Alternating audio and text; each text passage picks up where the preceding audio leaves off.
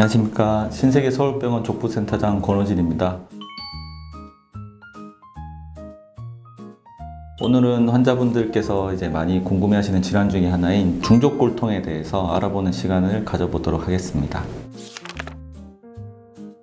중족골통이랑 이제 발의 앞꿈치 부분, 여기 전족부라고 그러는데 이 앞꿈치에 있는 이 중족관절에서 생기는 통증을 일컬어서 중족골통이라고 합니다. 그 한자를 보면 알 수 있듯이 중족골통이란 병명이 따로 뭐 특별한 병이라는 게 아니고 여기 부분에서 생기는 통증이라는 병명인데요. 보통 이런 증상으로 오시는 분들 중에 감별해야 될 질환들이 상당히 있습니다. 대표적으로 이 앞꿈치 쪽이 아파서 오시는 분들 중에 가장 흔한 거는 이제 신경종이 있습니다. 발가락 사이에 원래 지나가는 신경이 있는데 그 신경이 두꺼워지면서 걸을 때나 그럴 때 압박이 되면서 그 생기는 이제 몰톤 신경종이라는 병이 있는데 보통 외래로 오시는 분들 중에 앞꿈치 통증으로 오시는 분들이 다른 병원에 들렸다 오시면 대부분 신경종 얘기를 들었다고 해서 오십니다. 신경종도 이제 중족골통이랑 조금 구별되는 증상이 있는데요. 전부 그런 건 아니지만 대개 신경종은 신경 증상이기 때문에 저릿하고 찌릿하고 이런 걸 많이 호소하고 그 다음에 발가락 쪽으로 가는 증상도 같이 호소하는 경우가 많고요. 대부분 이제 맨발로 걸을 때는 조금 증상이 덜하고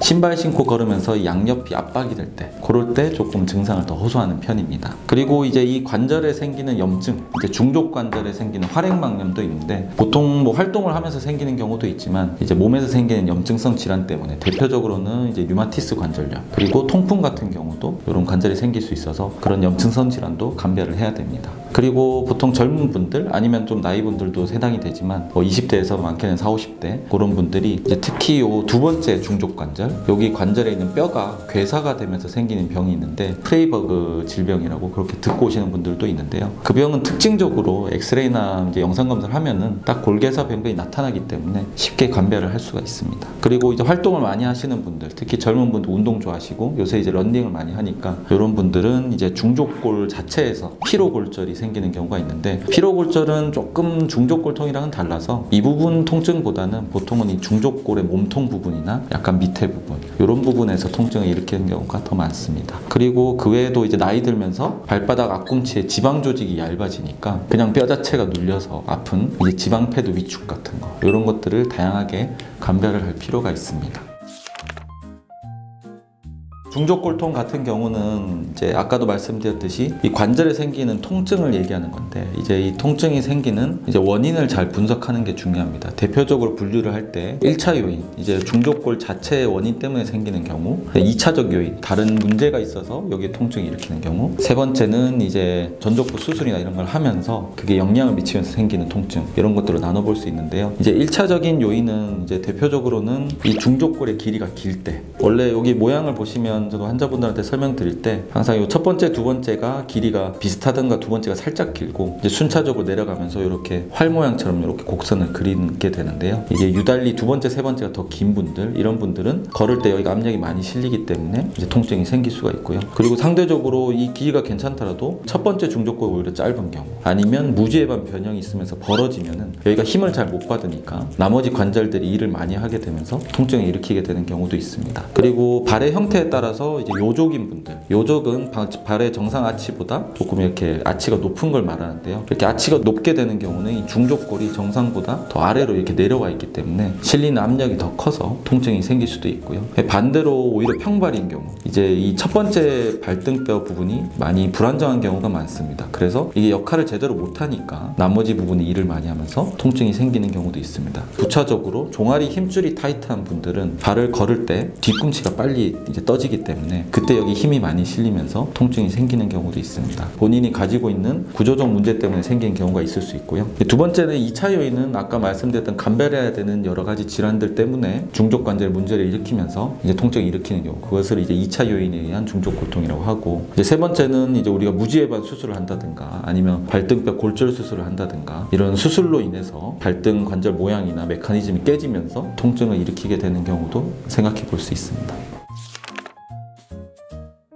요 중족골통은 이제 통증 양상이랑 기전에 따라서 크게 이제 두 가지 형태로 나눠볼 수가 있는데요. 첫 번째는 이제 정적인 형태의 중족골통, 보행을 분석을 할 때 발을 이제 바닥에 디뎌 있는 상태를 입각기라고 합니다. 그다음 발이 공중에 떠 있는 반대발 형태를 유각기라고 하는데, 처음에 정상적으로 걸을 때 뒤꿈치를 바닥에 딛고 그 다음에 앞꿈치를 순서대로 딛게 되는데, 이렇게 딛고 섰을 때 그때 이 중족골두 바닥에서 통증이 생길 때 그때를 이제 정적인 중족골통이라고 합니다. 이제 그런 게 생길 수 있는 요인은 아까 말씀드렸던 요족 같은 형태, 중족골이 이렇게 많이 내려와 있으면 디뎠을 때 여기 압력이 많이 실리니까 통증이 있을 수 있고, 그리고 이제 발등 부분에 관절염이 생기는 부분이 많지는 않지만 이제 리스프랑 손상이라고 해서 관절이 다친 분들, 이런 분들은 이 중족부 관절의 유연성이 좀 떨어집니다. 원래 발을 디디게 되면 이 중족부가 어느 정도 약간 움직임이 있어서 보완을 해줘야 되는데 강직이 돼 있고 관절염이 돼 있으면서 모션이 줄어드니까 여기에 힘이 많이 실리면서 통증이 생길 수도 있습니다. 그런 형태를 이제 정적인 형태라고 그러고, 두 번째는 영어 명칭으로는 이제 프로펄시브. 처음에 딛고 나서 이제 걷게 되면 우리가 발을 이런 식으로 띄우게 되는데, 뒤꿈치를 들면서 치고 나갈 때 이 부분에 생기는 이제 중족골통을 그렇게 얘기를 합니다. 이거는 이제 구조적인 요인을 보면은 이제 대표적으로 이 중족골의 길이가 길 때, 길게 되면은 이렇게 디뎠을 때는 별로 아프진 않을 수 있지만 치고 나가면서 압력이 많이 실리면서 통증을 유발하게 될 수 있습니다.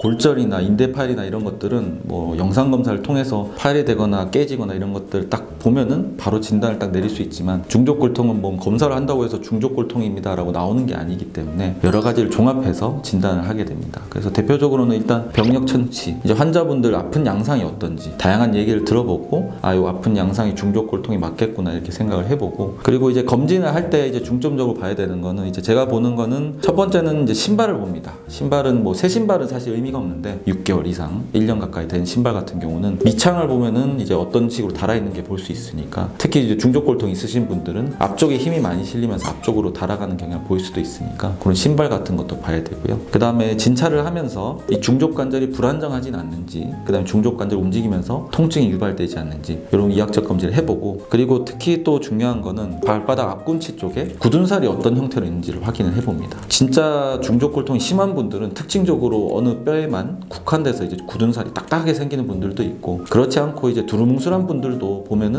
만져보면 어느 부분은 살이 좀 이제 물렁물렁하고 어느 부분 두꺼워져 있으면서 약간 굳은 살 형태를 보이는 경우도 있고, 아까 말했듯이 정적인 형태의 그런 것들이랑 치고 나갈 때 생긴 중족골통에서 이제 생기는 굳은 살 형태나 위치가 조금 다르거든요. 그래서 그런 것들 육안적으로 보면서 이제 진찰하면서 확인을 하게 됩니다. 그리고 아까 2차적으로 생길 수 있는 종아리 근육이 타이트하면 중족골통을 유발할 수 있으니까 종아리 근육이 타이트한지도 이제 확인을 해보게 됩니다. 그리고 당연히 이제 영상적 검사를 하게 되는데, 기본적으로 엑스레이 찍어서 중족골 아치, 중족골 길이, 이제 형태 이런 것들을 봐서 이제 어느 요인이 기여를 할지를 이제 보게 되고, 조각 검사라 그래서 발바닥 압력을 측정하는 검사가 있는데, 그런 것들을 해서 혹시 압력이 잘 분산이 되고 있는지, 특정 부분의 압력이 높아지지 않는지 이런 것들도 확인을 해볼 수 있고요. 그리고 이제 MRI 검사를 통해서 이제 동반되는 다른 문제는 없는지, 염증성 질환은 없는지 이런 것들도 검사를 해볼 수가 있겠습니다.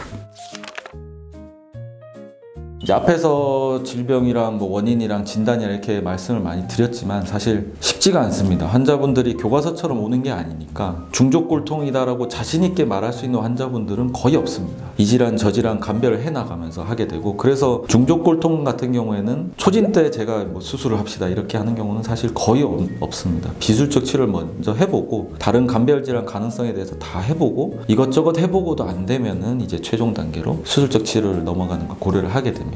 비술적 치료를 먼저 할 때 뭐 가볍게 본인이 조절할 수 있는 것들을 먼저 해보는데, 일단은 스트레칭 하는 것, 아까도 말씀드렸듯이 종아리 근육이 타이트하면 앞쪽에 실리는 힘이 늘어날 수 있어서 통증을 유발할 수 있기 때문에 아킬레스건 스트레칭 운동 꾸준히 해주고, 그 다음에 남자분들은 뭐 보통 그럴 일 없지만 여자분들 같은 경우는 뭐 메이크업 한다든가 뭐 머리를 말린다든가 이럴 때 뭐 앉아서 보통 많이 하는데, 그렇게 하지 말고 아킬레스 보드 같은 거, 기울어진 아킬레스 보드를 사서 이렇게 서가지고 하면서 그때 자연스럽게 이제 종아리 근육이 스트레칭 되도록 하면은 그런 것도 도움이 될 수 있어서 그런 것도 해보시라고 추천을 해드리고요. 그 다음에 주사 치료를 하는 경우도 있는데 이를테면 활액막염이 있다든가 뭐 아니면 신경종이 있다든가 이런 경우에 주사 치료를 좀 적극적으로 하는 편이고요. 그 외에도 이제 기본 물리치료, 체외 충격파 치료를 통해서 통증 완화하는 걸 해보고, 그 다음에 또 중요한 거는 이제 신발을 이제 조정을 해보는 겁니다. 신발 같은 경우도 이제 아무거나 막 신고 그런 게 아니고 집안에서는 이제 쿠션 있는 슬리퍼를 신는데, 쿠션 있는 거라는 게 보통 저희가 일반적인 슬리퍼를 신는 게 아니고 슬리퍼에다가 또 깔창을 넣는다든가 이런 식으로 해서 적어도 깔창을 효과를 보려면 전체적으로 한 1cm 정도 두께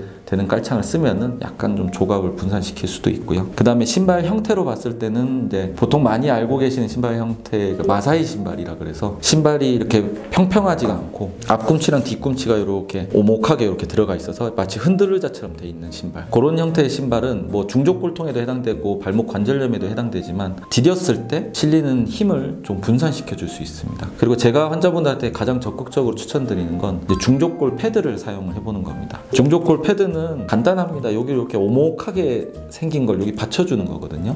물방울 모양도 있고 뭐 T자 형태로 생긴 모양도 있고, 모양은 대표적으로 이렇게 두 개가 있는데 아픈 부분이 여기 중족골통이 여기 부분에 생긴다 하면은 요 아픈 부분보다 약간 5mm, 6mm 정도 이렇게 내려서 여기를 오목하게 받쳐 올려주면 요 받쳐 올려주는 거로 여기가 좀 힘이 덜 실리게 될 수 있고 요 관절이 모이거나 이렇게 눌리는 걸 줄여줄 수 있어서 통증을 완화하는 효과가 있습니다.